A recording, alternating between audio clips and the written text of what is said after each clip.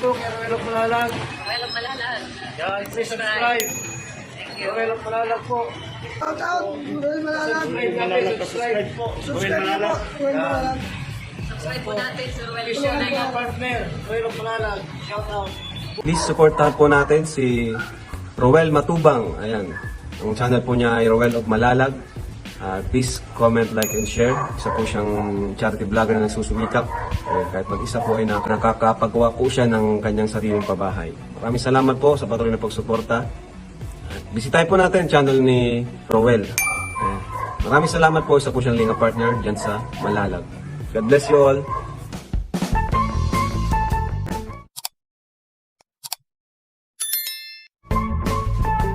Hey, what's up mga kalingap? Ito po si Roel of Malalag. Hindi, Sports Street and Melubay. Ayan po mga kalingap na sa mga bagong dating po sa aking channel.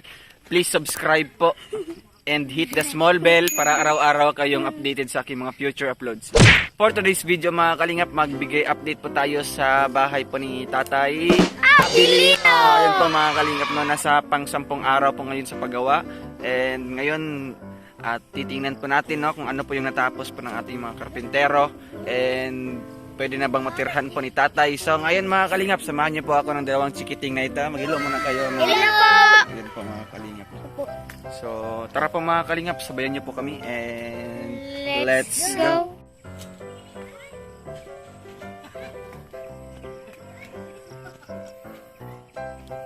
Hello po mga kalingap, magandang hapon po sa ating lahat. Ito po ulit si Roel of Malalag, inyong bang lingkod po. So ngayon mga kalingap, no, panoorin naman po natin ulit yung bahay po ni Tatay Abilino na kasalukuyan pa pong ginagawa po ngayon. At ngayon mga kalingap, nasa pang-10 araw na po sa paggawa. And natapos na po nilang nalagyan po ng dingding, palibot na po ng bahay mga kalingap, no. So ayan, ito yung bahay po ni Tatay Abilino mga kalingap. Tingnan nyo po, no? Napakaganda po mga kalingap. Ano po, napaka-cute pong tingnan, lalo na kung malagyan po ng pintura, no? Isang kulay po yung gagamitin natin sa pintura mga kalingap. Gaya po sa kulay po sa bahay nila Dennis. Ayan po, very ano lang po, no? Ano lang, simpleng kulay lang po mga kalingap. Tsaka varnish sa sawali. So ito po yung bahay po ni Tatay Abilino mga kalingap. Yan. Ito po yung CR po niya. Diyan po yung CR niya mga kalingap. Yan po. Mamaya papasukin po natin sa loob para po mapanood po natin or makita po. Ito po sa ano po, sa harap ng bahay po ni Tatay Abilino mga kalingap. Yan po yung ano niya, balkonahe. Ayan po. So yung mga bintana mga kalingap na malalaki talaga. Malalaki po mga kalingap, para po tagos talaga yung hangin sa loob. Kaya sinisiguro yung bintana mga kalingap na makapasok po yung hangin para hindi po medyo maano sa loob, hindi po mainit. Yan po mga kalingap na yan, nalagyan po ng sanipa yung bubong. Ito po sa harap. Yan po. So ito yung ano po sa loob mga kalingap. Ito po yung daanan po, no? So tinatambakan na po ng lupa ngayon mga kalingap. Yan po yung mountain mix. Sinimulan na po yung pagtambak ng lupa para po maangat, no? Para mataas po yung sahig po ng bahay ni Tatay. Ito po mga kalingap, ayan po, hinahakot po nila yung mountain mix po kasi nasa unahan po yung ano, doon po ibinuhos po lahat, kaya pahirapan po sa paghahakot mga kalingap. Ito kung pasukin po natin sa loob mga kalingap, ayan yung tinatayuan ko po mga kalingap. Ito po yung balkonahe po ni Tatay. So dito banda yung pintuan po niya. Ayan po mga kalingap. And dyan po yung lababo po ni Tatay mga kalingap. No? Yung may mga nakaangat po na mga bakal. Ayan po yung lababo po niya. No? Simple lang po mga kalingap. Tamang tama lang po sa kanya yung bahay po. So ngayon nalagyan na po ng dingding sa loob. Dito po sa likod mga kalingap. Ayan po. Nalagyan po ng dingding. So So hanggang dyan po yung lupa na itatambak mga kalingap po, hanggang dyan po sa may nakaangat po na bakal. And then sa right side naman mga kalingap ng bahay, may CR po ni Tatay Abilino. Ito yung pintuan. No, lalagyan natin yan ng double walling mga kalingap, gamit po yung plain sheet para po hindi po mabasa. Ito po mga kalingap, ito po yung CR po niya. Ayan, tamang-tama lang mga kalingap. No, medyo malaki po. Malaki po yung space sa kanyang CR. Ayan po. Ito may makan. May decorative po na sawali. Ayan. Lalagyan niya ng mga kalingap na ng plain sheet po, pang double walling para kung mabasa po mga kalingap, no? Hindi po madaling mabulok. So dito yung kwarto po ni Tatay. Talagang tamang-tama lang po yung bahay ni Tatay, no? Tamang-tama lang po sa kanya. So ito po mga kalingap, talagang malalaki yung mga bintana, no?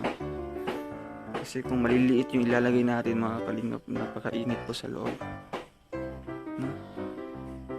Okay lang naman po mga kalingap, gaya po ila Dennis mga kalingap, ganoon po ang sukat, ganoon po yung sukat ng bintana po ni Tatay. Ayan po, para po kung i-open po natin yung jealousies, talagang papasok yung hangin mga kalingap kasi malalaki yung bintana. So kung lalabas tayo dito, makikita po yung tubig poso po nila Tatay. Yan po yung tubig poso nila mga kalingap. At dito, yan, may mga kahoy pa. Dito banda yung kinanailusing mga kalingap, no? Kung matapos na kay Tatay. Ito po. Ayan. Thank you so much po sa ating mga butihing sponsors. Salamat po sa inyong lahat. Sa mga tumulong po para po mabuo yung bahay. Kaunting kembot na lang mga kalingap, kaunting tumbling na lang. Matatapos na po ito. Yan, God bless po sa ating lahat mga kalingap. At ngayon, tingnan po natin yung report po, no? Financial report po ng bahay. Magkano po yung nagastos kahapon, ngayon, at magkano yung mga nalikom po natin. So yun po mga kalingap, no? Tingnan po natin. So ito po mga kalingap, tingnan po natin yung mga sponsors po na nagbigay para po sa bahay na ito. So ito pa rin mga kalingap, no? Ayan po si Ate Helen 5,000, si Ma'am Adelina 3,000, si Ma'am Jeline 5,000, si Tita Lenny 2,000, Ma'am Berry and Tita Ding 2,000, si Auntie Bing 7,087, si Ma'am Fet 10,000, and then si Kuya Eddie nagbigay po siya ng 5,000 pesos. So overall total po ng ating mga sponsors mga kalingap, yung mga binigay po nila is 39,087 pesos. So yun po yung nalikom po natin mga kalingap, no? Hindi pa po nadagdagan mga kalingap, kaya mag-pray pa tayo para may mga magbigay pa para po matapos po yung bahay po ni Tatay Abilino mga kalingap, no? So ito mga kalingap, noong November 24, ayan po, materials na ating nagastos mga kalingap 750. Noong October 25, 2,550, and foods naman 2,000, tsaka labor, ayan po, hanggang October 25 yung nalista ko dito mga kalingap, kasi ngayon October 26, mamaya pa po na isusulat. So ito mga overall total ng ating expenses mga kalingap. Ito po, no? Mula October 17 hanggang October 25, nakagastos po tayo sa materialis ng 27,941 pesos. Yun po mga kalingap, no? Foods naman po mga kalingap 1,870, tsaka labor 7,650. So ayan po, lahat-lahat yung nagastos po natin mula po sa araw ng paggawa October 17 hanggang ngayon, ay hanggang kahapon po mga kalingap. Yun po no, hanggang kahapon po, October 25. So ngayon, ito total po natin ang materials, foods, tsaka yung labor. So ito mga kalingap no. Yan, magkano tayo. Ito total, i-add po natin lahat para po makita po ninyo kung magkano po yung total ng ating nagastos sa mga materialis, foods, tsaka labor. So una po yung materials po mga kalingap, 27,941. So ito po. And then yung i-add po natin yung sa foods na 1,870. Ayan, 1,870. And then sa labor naman po 7,650. So yung total po natin mga kalingap na nagastos po 37,461 pesos. So yan po mga kalingap no. Yan po ang ating nagastos, lahat-lahat po, materials, foods, tsaka labor. So ngayon mga kalingap, i-deduct po natin itong mga nagastos po natin dito po sa ating nalikom po na mga sponsors, no?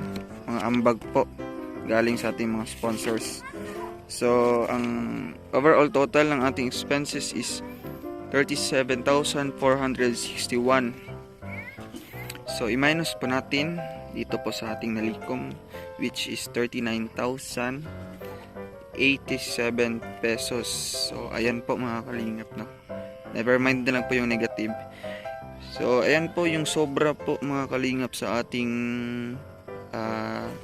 budget po para po sa bahay.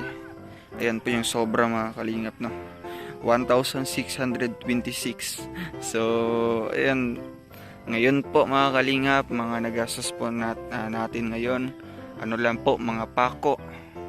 Yan po nagastos natin, at saka foods, lunch and snacks. So yan mga kalingap no, kakaunti na lang po yung pera natin para po sa bahay na ito. And magdasal pa po tayo mga kalingap na sana may magbigay pa po para po matapos po kaagad yung bahay po ni Tatay Abilino, para po makalipat na po siya dyan mga kalingap no. Kasi talagang ano na dito, umuulan na po mga kalingap, simula na po yung tag-ulan dito, kaya napakahirap talaga ng bahay ni tatay doon mga kalingap no. So yun po, sana po ano po niyo mga kalingap, maintindihan po niyo kung bakit po natin pinapakita kung magkano po yung nagastos, magkano yung nalikom natin, para ano na din mga kalingap, mapaliwanagan po natin yung mga nanonood, para malaman nyo din mga kalingap kung saan po natin ginagastos po yung mga pera po ng ating mga sponsors, kasi para po yun lahat sa bahay mga kalingap no. Ayan. So by the way mga kalingap, may nagbigay din ng pambili po ng kagamitan sa kanyang kusina na si Ate Yoli. Bigay po siya ng 4,026 pesos po mga kalingap. Thank you so much po Ate Yoli. So hindi po natin yung gagalawin mga kalingap na para po sa bahay, kasi para yun sa pambili ng kagamitan po ni tatay sa kanyang kwarto, ay sa kanyang kanyang kusina. So ayan po mga kalingap no, sana po may magbigay pa po para po madagdagan pa natin itong mga sponsors natin. Ayan, noong October 23 pa yun yung last padala ng ating isang sponsor mga kalingap. Hopefully may madagdag pa tayo dito, masulat pa mga kalingap, para po mabili po natin yung kulang po ng materialis. So yun lang po mga kalingap, at sana po suportahan pa nyo lalo yung channel ko mga kalingap. And yung tanging may tulong nyo lang po mga kalingap is yung hindi pag-skip ng mga ads. Please don't skip ads mga kalingap na. Malaking tulong na po yun, malaking bagay na po yun para po makabili pa tayo ng mga kakailanganin po ng bahay na ito. Sa ganitong paraan mga kalingap ay makapagpaabot po tayo ng tulong kay Tatay Abilino sa pamamagitan po ng paggawa po ng kanyang bahay. At ito na po mga kalingap na talagang nakatirik na po. Kulang na lang nito mga kalingap sa loob, tsaka mga bintana, finishing, and yung mga division po ng kwarto. So, ayan po mga kalingap, at maraming salamat po sa inyong patuloy po na panonood, pag-update, panonood po ng aking mga updates, tsaka pag-aabang po ng aking mga uploads. Thank you so much po mga kalingap, and God bless po sa ating mga sponsors, lalo na yung mga tagapanood po ng aking video po. Thank you so much po sa inyong lahat. So yun po mga kalingap, no, at paalam po sa ating lahat, and God bless po. Bye bye po mga kalingap. Ingat po.